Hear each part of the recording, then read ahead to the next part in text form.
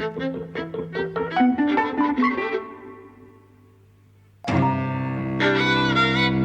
and welcome to Eavesdropping at the Movies. I'm Mike. And I'm José. And we're talking about Tenet again. Yes. We've been to see it now in full IMAX. Yes. Whereas the first time we saw it in the IMAX digital, which is basically widescreen. A big widescreen, but widescreen. Now we've been to see it at the Manchester... whatever it's called. It was at the Printworks. It's That's the right. proper IMAX cinema at... The second biggest screen in the country. Yeah. Outside of the BFI IMAX, and not that much smaller than it. And a lot cheaper. It was £10 a ticket. Yeah, right. And in the VIP section as well, I'm assuming, because that's the same price as regular, so I'm assuming that's a reopening promotional thing. Whereas £25 a ticket in the BFI. Yes. It's just mad. I must say, I didn't like the film any better. In fact, I liked it even less watching it. But seeing it on the IMAX screen really raised a lot of questions for me. Because, for someone who's so careful and precise about so many aspects of cinema, how can he allow his films to be shown in different ratios? Because the thing is that the IMAX screen and the widescreen are really different ratios, yeah? So the whole thing looks different. One looks like not quite a square, but square-ish. I just thought like it was very revealing, because part of my criticism about Nolan is that his compositions are... they're not what you expect of a great filmmaker, right? That the compositions alone are very expressive or evocative or beautiful, or, right? His compositions don't grab you in that way. And actually, to me, this is kind of a key to understanding that, because, you can't compose for different formats. They're one type of composition in an IMAX cinema, and then, they become another type of composition in the widescreen. So the compositions, are distorted either in one or the other, yeah? And actually, kind of, most people are not seeing it in IMAX. So, if he's composing for IMAX, then actually that's not what people are seeing. Right? Sure. Yeah, I'm with you, really. It's the objections that people had about panning and scanning on television, or, using a wide lens, but also having the little television quadrangle in the middle of your viewfinder, so you're really composing for television. Yeah, so the essential information is in the middle of the frame, but then you could use little bits on the sides if it's shown in a cinema, right? But since they were going to cut it anyway, yeah, so that was a way in which actually people tried to compose, for both, for two different types of frame, but with a consciousness that actually they were losing out on both, that they weren't making the most of either. Yeah. Here's what I would say about looking at it in IMAX now that we've seen it in a regular cropping, is I felt like the full IMAX frame added almost nothing to the experience. And, that may have something to do with just unimaginative or kind of boring compositions. I think it does have something to do with that. I don't think there's a really imaginative composition in the whole film. I like the way it looks enough in regular widescreen, and I like some of the centre scale they got here, but actually there's not a huge lot. When I saw Dunkirk, again at the Printworks in Manchester, there was a real feeling of scale and beauty and a kind of horror almost to the images there. When I saw The Dark Knight at what used to be the Birmingham IMAX, which we don't have anymore, that opening shot, which I mentioned on one of the podcasts, where it's just this boom on the soundtrack and the kind of mid-air shot of a skyscraper, felt like flying, and it was this huge experience. There's not a single shot in this that makes you feel like that. The quality of the image is extraordinary. It's superb, yeah. IMAX film is, you can't talk about it exactly in terms of resolution like you can with digital filmmaking, because it's, random grain structure, but it's said to be around 18K. That would be when you start to kind of see the grain structure and, lose the beauty of the image, I guess. Which is vast, like when you consider people are filming on 4K, maybe 8K, digitally, and certainly not exhibiting on 8K. So it looks amazing, and also I think the 65mm footage that's there in between the IMAX stuff, which is a huge proportion, the IMAX stuff, but the 65mm that's there, it is just as beautiful actually. And normally you can see a very, very clear difference, or at least you have done in the past, I think, with Nolan's work, and it just seems to be a higher quality film here because it is just as sharp. You get just as much detail. Yeah. I think it's really beautiful that stuff. Yes. The quality of the texture of the image. You see, for me, the frame brought out other problems as well in the second viewing, because that kind of IMAX frame, which is closer to a 4:3 ratio,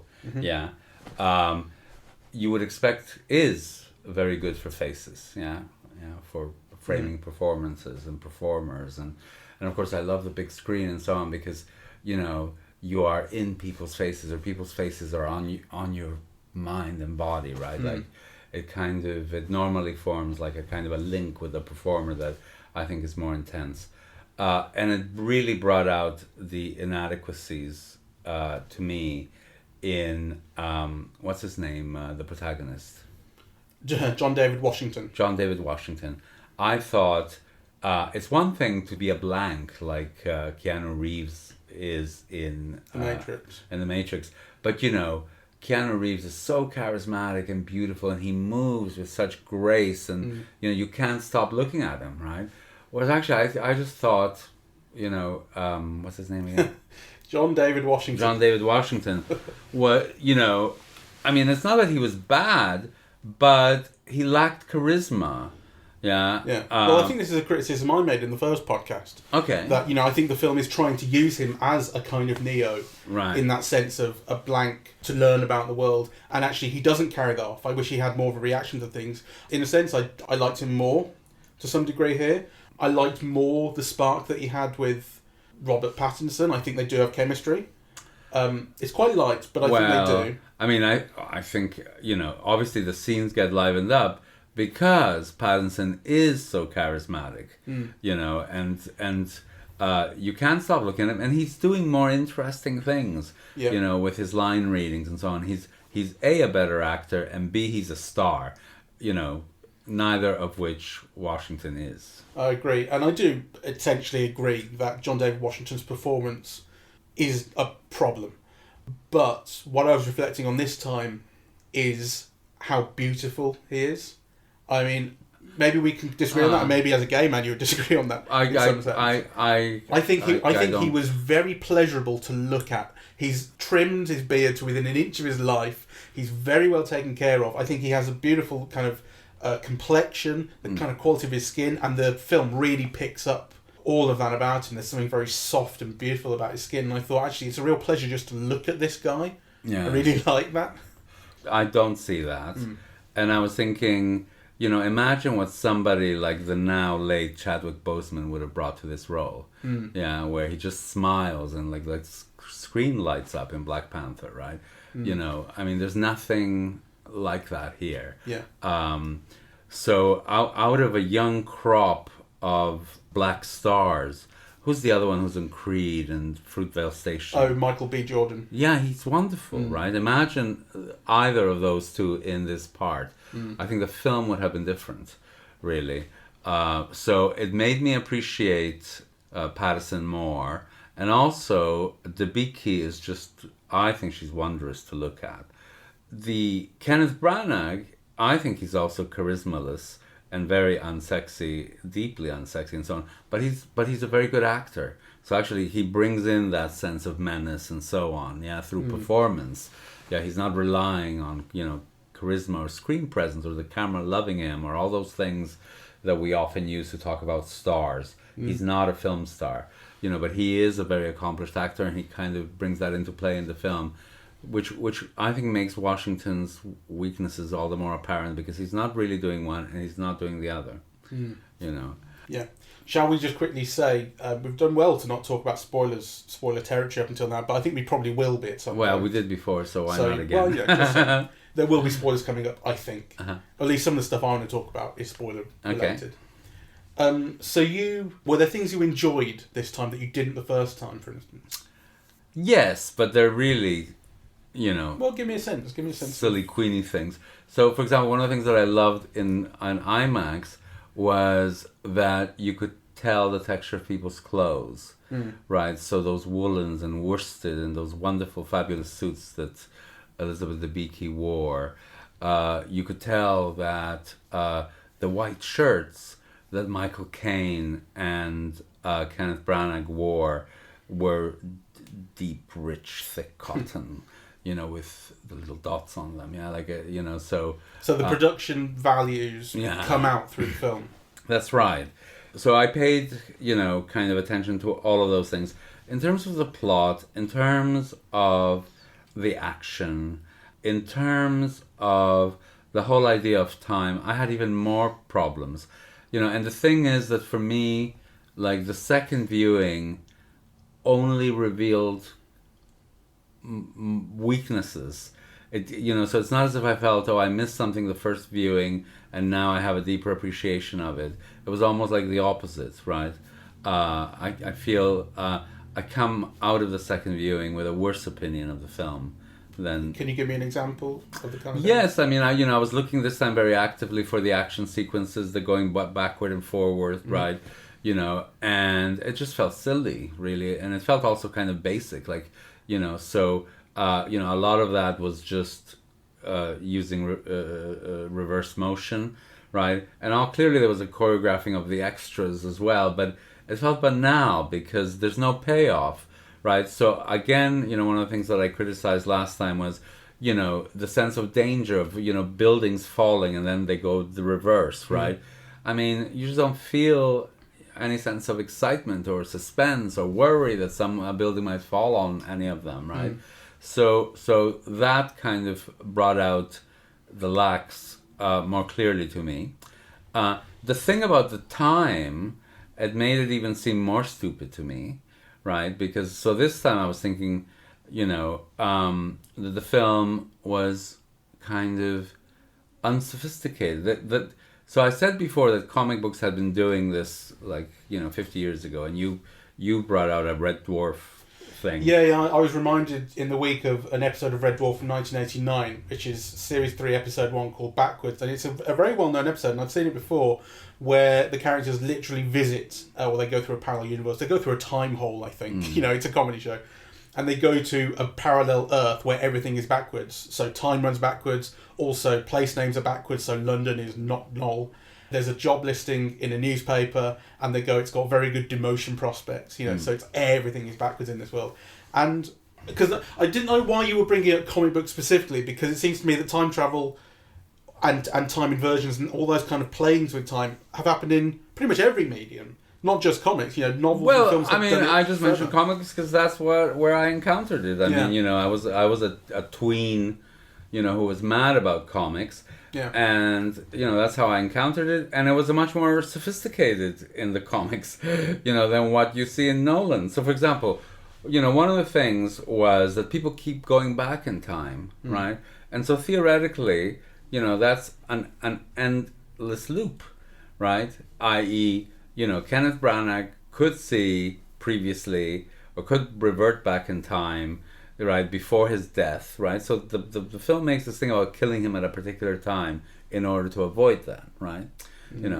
But the thing is that every time you step back in time, kind of your actions change time. It's like the butterfly effect, right?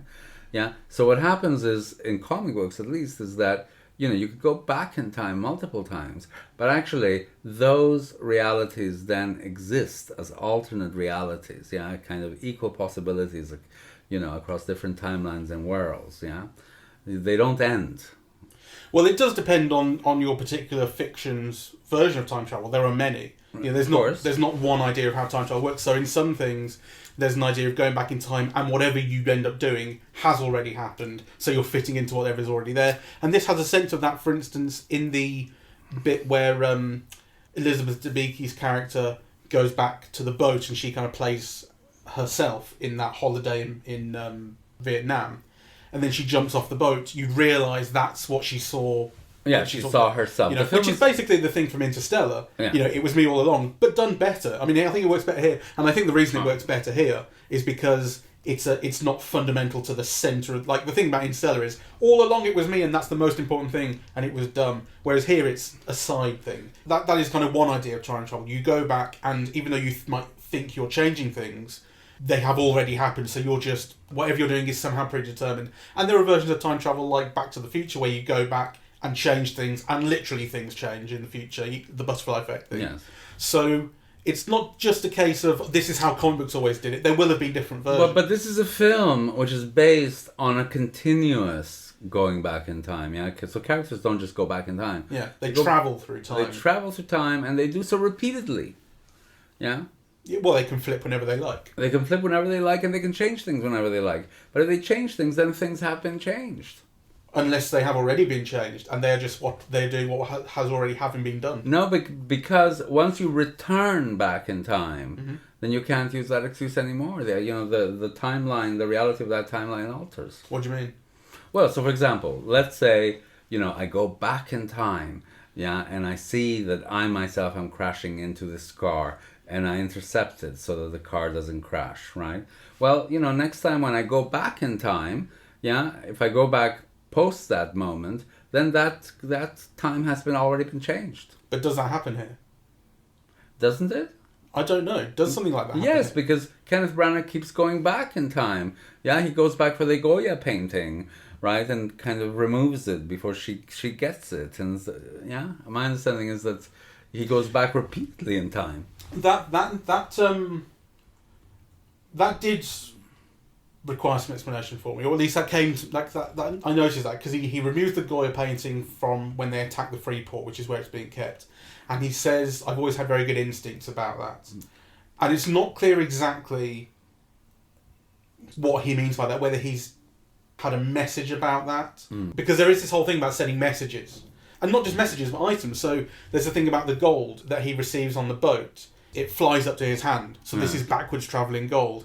And the idea is, I guess, that he has received this from the future and is sending it back to the past to be buried in that town where he comes from, so he can discover it and become richer. And again, there's it builds in this chicken and egg thing of what came first, and you're never going to get to the bottom of it.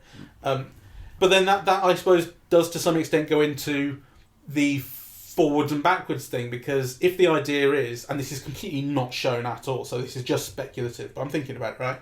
If the idea is that this gold has come from the future and been buried so that as a young man he can dig it up and discover it, then if you think about the gold travelling backwards, right, for years and years it's been buried under the ground waiting for him, and then he picks it up and travelling forwards starts to do stuff with it, so then the gold has moved forward in time, or has it?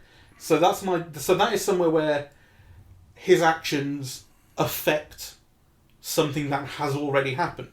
It's very unsatisfying. I mean, so the film tells you... And I've explained it very badly, but, The film tells you about the grandfather paradox, right? That, if you go back and kill your own grandfather, could you really have gone back and killed your own grandfather because you haven't been born, right? Yeah. So there is a conundrum there that's kind of, unexplainable. It is a paradox, as the film says. And the film answers it by going, we don't know, but they believe it, and that's all that counts. So yes. The film asks you to not really care. Yeah, but then, you can't have the grandson kill the grandfather and keep going back to the past over and over again, right? Yeah, because, that's what Kenneth Branagh does. He goes back to the past recurringly. I'm not sure where this recurringly is coming from. Yes, he goes back... we see him in the past and speaking to the past at several instances and at several different times in the past, right?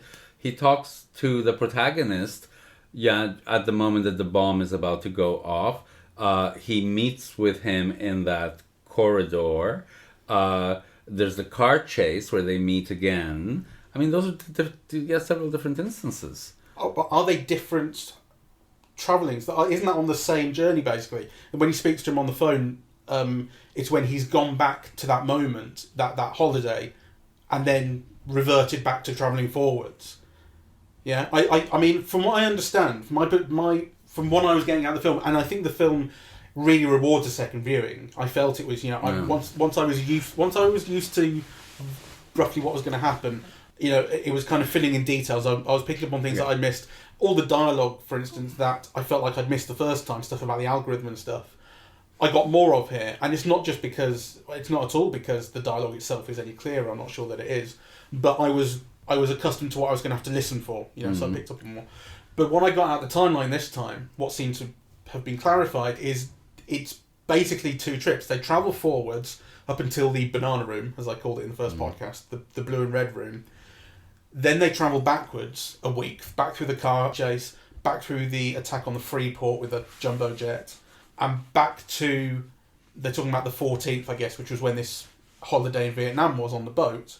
And then they travel forwards again, which is when they engage in the fight. And so the fight in the Russian town and the stuff on the boat, that happens simultaneously, and that's on, I think, this date, the 14th they give. So it's only basically they go forwards, then backwards a while, then forwards again. I don't think there's more jumping than that.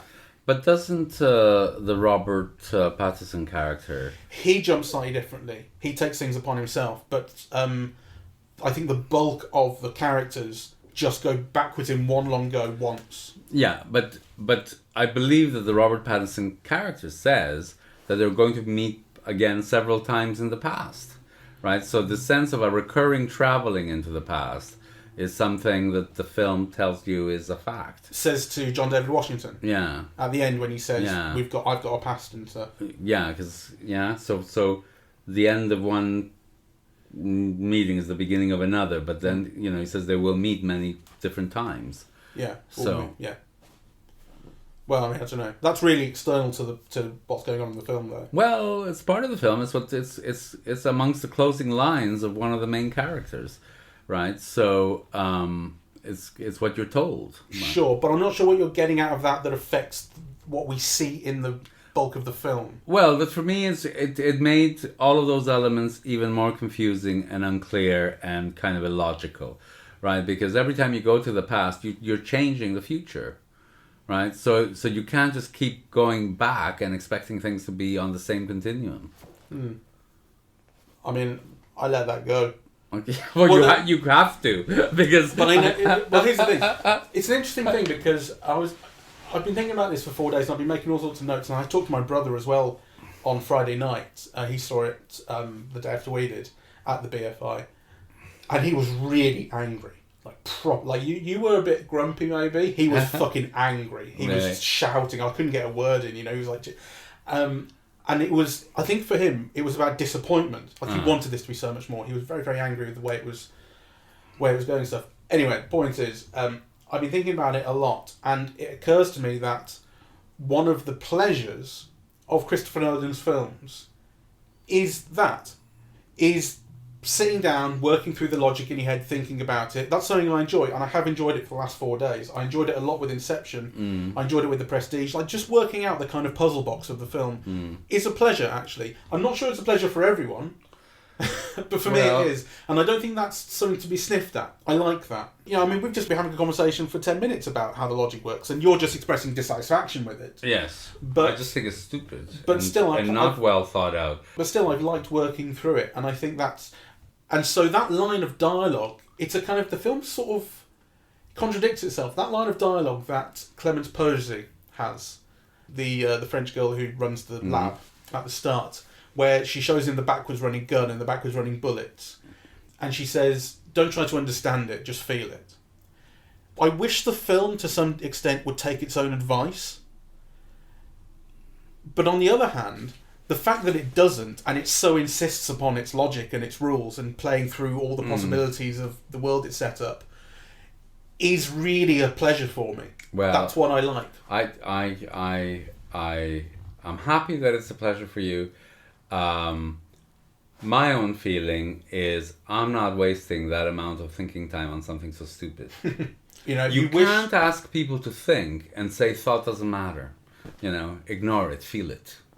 Well, yeah, I mean, that's what I think that line of dialogue is kind of... It's kind of a problem, because it preaches something that won't practice. It's a catch-all excuse for the faults in the film.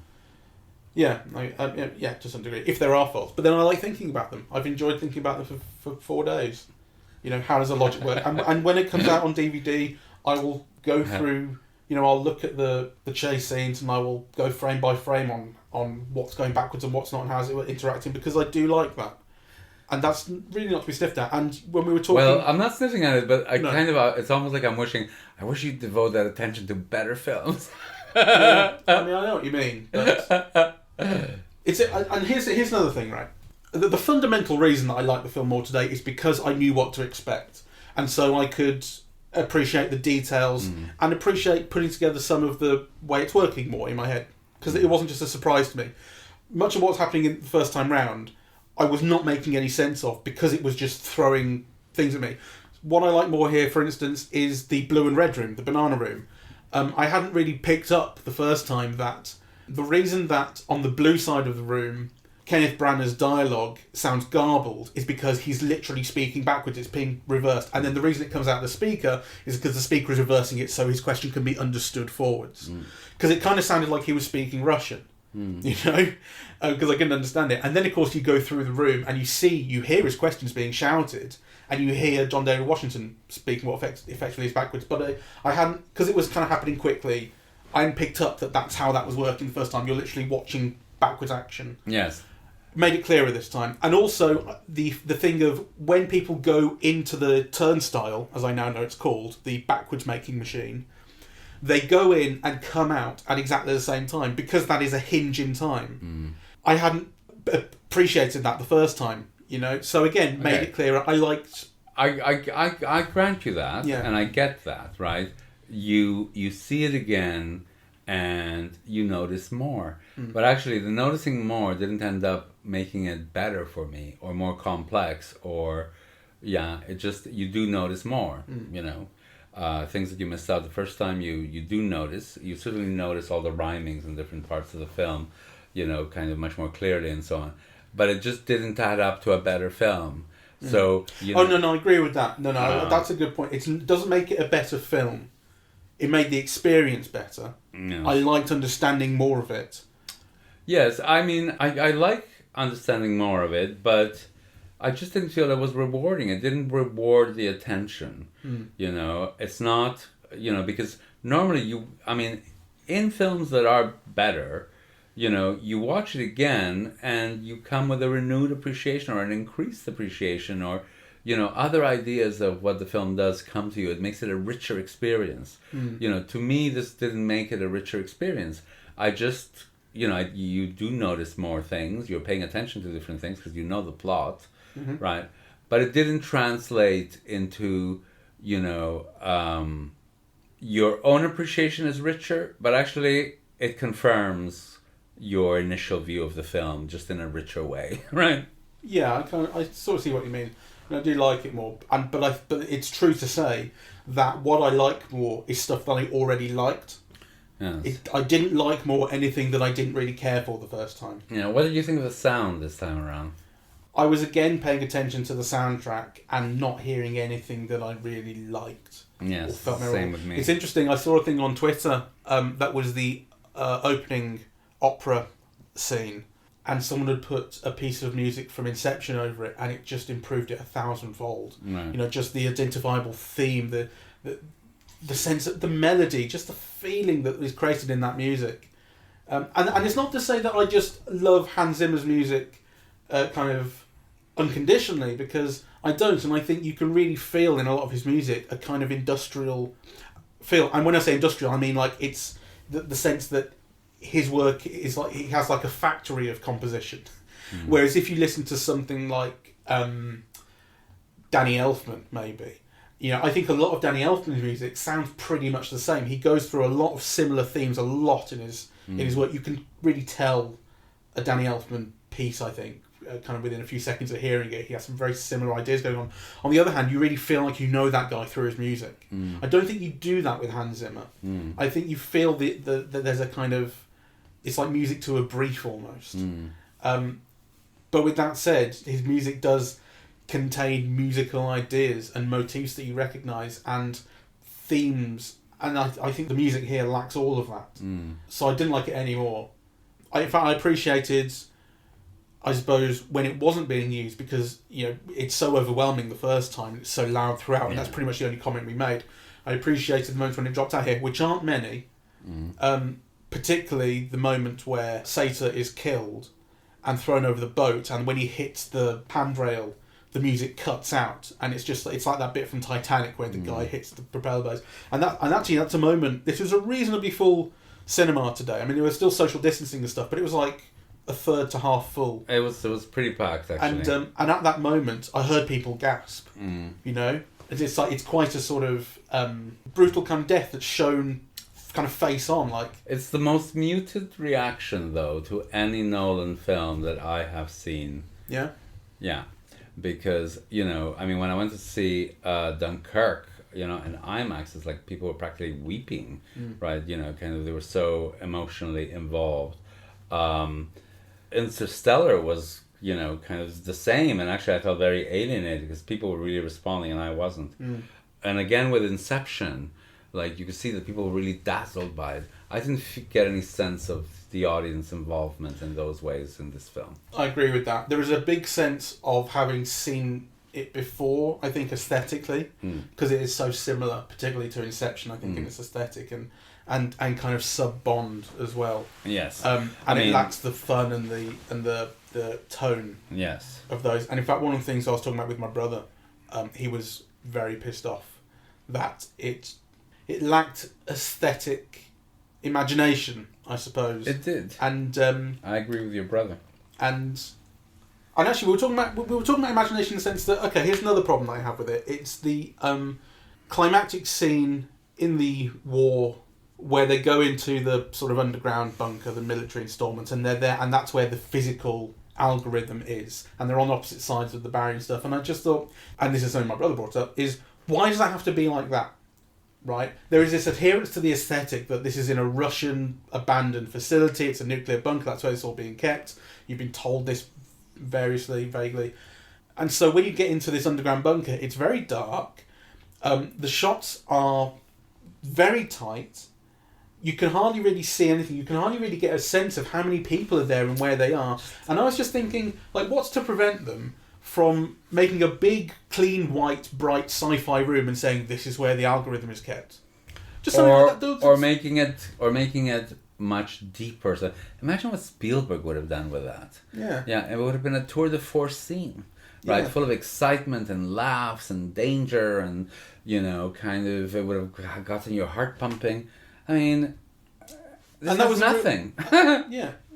And that was a real problem the first time because it led to confusion, you know, and we're in what's supposed to be a climactic moment. Yes. And it made more sense this time. I had seen the film once, but still, it's not good enough. And actually, you go, well, just where is the imagination? Yes. Where is the Spielberg also flair? would have brought emotion. So as well as the laughs and the thrills and the danger and all of that, you know, imagine what he would have made of the recognition of the patch. Yeah. Or another tag on the back. Yeah. You know, he would have milked that. You know, he would have made you, you know, sniffle a bit. You know. Yeah. There's just none of that. It's almost like he's not interested in emotion. The ending did still work on me, though. What I said was a touching ending with the recognition that he sacrificed himself for him and the thing they can have a friendship. My brother was suggesting, I think it was my brother, it might have been you in the first podcast, I actually don't remember, suggesting when he mentions we know each other for a long time and we're going to have some adventures, why can't you see 3 or 4 snippets, flashbacks or flash forwards, I suppose, of what those adventures will be? And I was thinking, because I was really paying attention at this time, and I thought, you know, there is room for that. But the film does still work. That ending does still work without that. I almost snorted. You know, I forget which line it was that Robert Pattinson says, but I almost snorted. I had to restrain myself because I knew it would piss you off. Was it the I think for me this is the end of a beautiful friendship. I forget, it might have been that, but I just thought, oh, like, so cheesy. You know.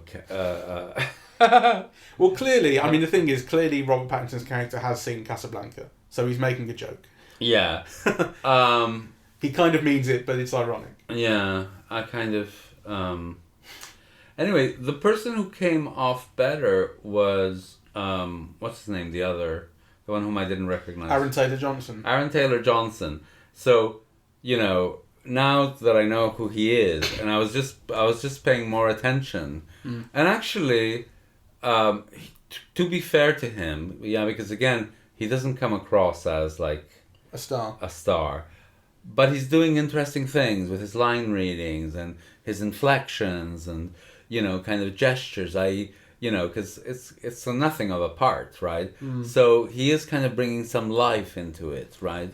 I think, through his performance in a way that I appreciated more this time around. What I like about him, and I think I liked the first time, You did, yeah. is because he's a like a squadron leader. He's a military guy, and what he's having to deal with is these two spy guys who are into the time travel shit. And it's like, clearly he's used to the time travel shit, right? He has experience with it, because the way he talks, it's not new to him.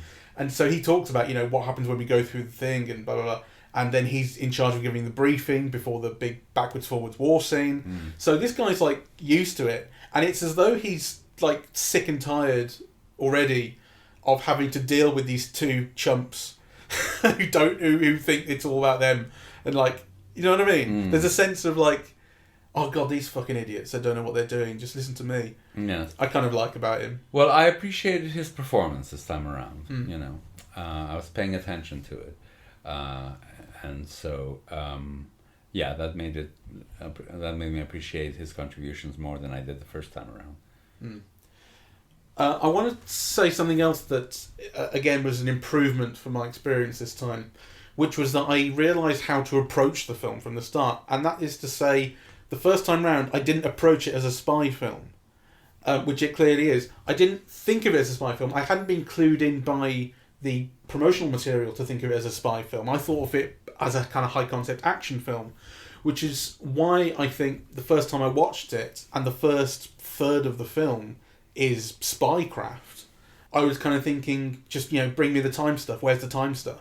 And I was kind of not that involved in the spy stuff. And this time round, knowing that this is what the first third of the film is going to be, I enjoyed it more. I followed the story better. I understood better of, who the Priya character was, for instance, that kind of thing. Liked all of that more. And what I also liked more is the feeling of the film transforming when it gets into the banana room. After they come out of there, the film, I think, really kind of transforms into much more of an action chase thing. Whereas up until then, it's been a spy. I mean, to me, it's a failure. Because if you're looking at it as a spy thing, I mean, the thing that keeps coming to mind is The Night Manager for me, right? Which is it was great television, and it was glamorous and exciting and tense. And all the spy thing, and the thing about being discovered, and the thing of figuring out, the plot as it goes along in relation to that which was hidden and then revealed. I mean, that was, like, really fantastic, I thought, in The Night Manager. Whereas, it didn't excite me in those ways here, So I think, if you're seeing it as a spy film and you're comparing it to really good spy films, it fails that way as well. I appreciate that. And you're not the only person to make the comparison with The Night Manager. Yes, I've noticed this. It's something that's come up, and that particular comparison hadn't hit me, but it's absolutely obvious when you point it out, and it is right. Although something that I think this does have in common with a lot of spy films, actually, including the more conventional, like James Bond, as opposed to the kind of non-franchise things, is I think they all benefit from second viewings, those films. I mean, maybe it's just me, but I very often come out having lost track of various plot things in those films. And again, it's a second viewing that I go, oh, here's where this is, oh, that's where that was, oh, here's the information that I could have got, blah, blah, blah. Everything makes more sense the second time, I think, in a regular spy film, as this does. I think that's true of almost every type of film now, because I think ever since the advent of DVDs, for sure, kind of filmmakers know that you're forwarding and, rewinding, and, you watch the film over. I mean, kind of people would buy the films in the expectation, as opposed to renting, in the expectation that it is something that they would watch many times or several times, right? So I think kind of films now, or certainly the ambitious ones, are designed with multiple viewings in mind. Maybe, but I'm talking about a specific thing in the spy genre, because spy films are so deeply about information and what's hidden and what people know, and the revelations that will come to recontextualize things we already knew. Makes sense. So I think there is something quite specific to the way that information works in spy films in particular, there is. that this shares. And so the fact that I was confused by a lot of the spy stuff and the relationships between the characters, and, as I say, particularly the Priya characters' importance to the whole thing, I don't think that's such a huge problem with the film. as I may have thought the first time. Yes, well, I think it's something that I would expect any spy film to make more sense of the second time, which it does. But no, you would also expect spy films to make sense of it the first time around, because you can't generate suspense in a viewer, unless they understand what's at stake. Well, maybe that's just me. Like I say, it may just be me that I always find much more clarity the second time, to the extent that actually I probably was confused the first time in pretty much any spy film. Yeah, I mean, I'm not criticizing that you find more clarity the second time, but, in any spy film, you also have a certain degree of clarity the first time around. Otherwise, kind of things like suspense just don't happen, right? Because, there has to be a differential of knowledge between what you know about the character and what the character knows about the situation that they're in, so that you feel the danger that they're in that they don't yet realize, or something like that, right? So those things have to be clear. Otherwise, it doesn't work. Yeah, well, I mean, what I'm saying is maybe I'm just a shit viewer of spy films, because I think I pretty much always confused the first time. All right, okay. Something that was recontextualised here, actually not recontextualised, just, again, made clearer, that I liked, is the final boat scenes, the holiday in Vietnam. Because, I suppose I'd realised the first time round that these are, I must have obviously known that these are the future characters having returned to the past and are playing out the boat scene, but I appreciated more this time how both of these people, Sator and Kat, are playing earlier versions of themselves, but for different reasons, and they both think that the other person... So Sator is there ready to die, and he's there because he liked his holiday and that's where he wishes to die, and he thinks that Kat is the version of Kat who he's just told, give up your son, blah blah blah. And Kat is the future Kat who's gone back and knows that Sator is the future Sator, but is playing the past Kat who doesn't know that Sator is the future Sator. So actually it's kind of understanding better exactly what the characters were there. It also makes you appreciate Elizabeth Debicki's performance more. Yeah, I think so. Because you are aware of that, that she is playing somebody feeling what she once felt but isn't feeling now, right? Yeah. And you see the difference because that scene is almost shown to us at different times, and so kind of in the finale you really see all of those nuances in the performance. So I thought my appreciation of her increased, because I think she's magnificent looking, and I think she's a real star if someone gives her the parts. But also I think she's a very good actress. I mean, she just convey all of that. Yeah. So I agree. And like I said, I think just understanding better how that scene was operating and what those characters were doing was more enjoyable, more fun to me. The idea that they are both playing themselves, but in kind of different ways, for different reasons, with different levels of knowledge. I had more clarity the second time and I liked it more. I've got a note here about I've made a backwards film and it was harder than Tenet. I made a backwards running film 10 years ago when I was at university, which was a 7-minute long thing in a single take, and it was all set to... What's the piece on the Nutcracker? The Dance of the Sugar Plum Fairy, is it? Yes. It was set to that, and we had to and there was loads of action in it that was specifically timed to the music. So I had to write this all down. Well, I had to listen to the music and write down all the important bits, and then write down what was going to happen in the film, and then play it all backwards, and then try and film it in time. Fucking difficult. So actually, any individual thing in here is not as hard as that was. So I deserve some credit. That's one thing. You can put it in the post. Yeah, I might put it in there. I noticed the Sator Square this time. I hadn't really picked up on it the first time. But the Sator Square, the old Latin Sator Arepo Tenet Opera Rotas. Okay. Is a sentence that is a palindrome, and it can also be written as a square, so you can read it top to bottom or left to right. All right, okay. Yeah. And that shows up here. So Sator is the bad guy's name, Rotas is his company, Opera is the opera scene at the start, Arepo is the name of the guy who forges the paintings. And actually, I really picked up on the first one. I thought, Arepo, where have I heard that before? And it was only, thinking about it, I picked it up. And obviously Tenet is the code word, it's the central organisation or whatever. I think you still don't really get a real sense of what Tenet means. but it is there. And ultimately, all of that's kind of not important because it's just window dressing. It's just names of stuff. Yeah. And Nolan likes names of stuff. It's a game for Nolan that actually doesn't add anything to, the expression of meaning or feeling in the film. Yeah. Yes, exactly. It's just it's window dressing and whatever.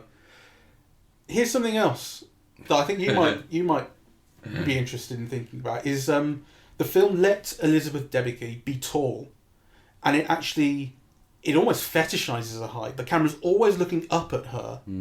John David Washington, by comparison, is quite short. I don't know how short he might be in real life. Maybe not that short, but she's very tall, and she's always got heels on as well. Yeah. And actually, in the one scene, she, her long legs are important because she unlocks a car with them, and the camera, her skirt sort of rides up, and the camera goes along her legs, and it really likes to look at her legs. But it's not just a sexual thing. Like she has this tall. I like the use dominance of her height. Yeah. And it spoke well of the filmmakers that they didn't try to diminish her. Yeah, because you could easily have tricked that, right? Do you remember Queen and Slim? Yes. Reminded me of that, right? Like there's a real energy and just kind of enjoyment in seeing a shorter guy and a taller woman play together, and the film makes nothing, no comment about it or anything like that. Well, it just lets it be. There's a little bit of a historical comment, I mean, in the sense that, one of the visual cliches of post-Brezhnev Russia, right, or not only Russia, but Eastern Europe, was to see these incredibly tall, glamorous models, with like kind of these short, fat billionaires, right? So I think there's a little bit of playing into that. That's true. Yeah. Oh, that's certainly the image that that Kenneth Branagh has with her. And there's one particular shot, I think, which is where it's on his yacht, and it's around the time that he's picking up all the gold, and he kind of storms off somewhere, and you see him, and he's pretty squat looking, and certainly compared to her, he is, and I think the film enjoys that. Yeah. The film enjoys the kind of short, angry, billionaire evil guy. I wanted to say that the war scene feels small. Yes, it does. And this was something that came into focus for me when I was watching the Tim Burton Batman films recently. Because there are lots and lots of things that I like in those films, especially Batman Returns, which I've loved since I was a kid. But something that I really picked up on in those films is how you can feel the limits of the world, the physical limits, because everything's been shot on these sound stages. And so when, there's a lot of scenes in those films which are on like the steps of the town hall and a crowd of reporters or civilians or whatever. And you can really feel the small size of the crowd and how they can't film anything too wide because the set will end, which I felt like kind of a problem in those films. But maybe it's also part of their charm. But here, the war scene, you're sent to this small, isolated Russian town. That's the idea, or it's like a nuclear bunker. So it's a kind of small place. But there are these wide shots, and they're even more so in IMAX, where you see the entire place, the entire location, and empty space around it. You feel how actually small this is, and you feel a lack of people in there even. Imagine how huge it would feel. Like, remember how big it felt in The Dark Knight Rises, where it's like kind of all-out war on the streets of Gotham by the end, and it's just fistfights left, right, and centre, and a huge brawl. It felt kind of big, right? It's very interesting because I was watching I 100 Cavalieri, or 100 Horsemen, as part of the Ritrovato thing. And it's a B movie. It's by Vittorio Cotafavi, who, is often ranked with Mario Bava as, one of the king of the B films in Italy. And that had like hundreds of extras, like thousands of extras, right? In widescreen, in these battles between the Muslims and the Christians, and and actually this film feels thin, in comparison. It doesn't have, that sense of sweep and scope, and it certainly doesn't have the fluidity in the action that, this Italian B movie had. And actually, I felt in that scene, I mentioned on the first podcast, watching the background extras and how they were just walking kind of carefully to try and look like they were in reverse, but they clearly were just walking. And actually it made me think, this adherence to getting everything in camera that Nolan has, in this instance, is a problem. because if they had used CGI to computer generate some soldiers who were actually moving backwards, because you could do it in the computer at the right speed, doing the right actions, it would have looked 1,000 times better, more convincing, more active, more alive. Or just be smarter about the production, because the reason why Kotafavi was able to use thousands of extras is because he went to Spain to film it in the early 1960s, where you could buy like 1,000 extras for 10 pence, right? Like those things matter as well. Like just go to a place where you can afford all the extras, and kind of Well, money is clearly not a problem here, though, is it? I mean, well, but maybe ease of. I mean, there's a sense about this film, which I don't like, which is that locations were chosen, in relation to vacation spots for the director. I can imagine them spending a year in advance, choosing the locations, in Portofino or Vietnam, all those gorgeous, expensive places. The catamaran race, I mean, what was the point of that? You could have filmed a more exciting, but it kind of... I didn't even know who was on the other catamaran. Yeah. So, I mean, there's a sense in which all of those things were not really in the service of the film, that there's an ulterior motive to them. I'm not sure what it is, but... My brother was annoyed. He said, just because you've done Dunkirk, now you're like, I can film boats. He got really annoyed with that. I think he said something similar about the choice of locations as well, like just because you want to go there.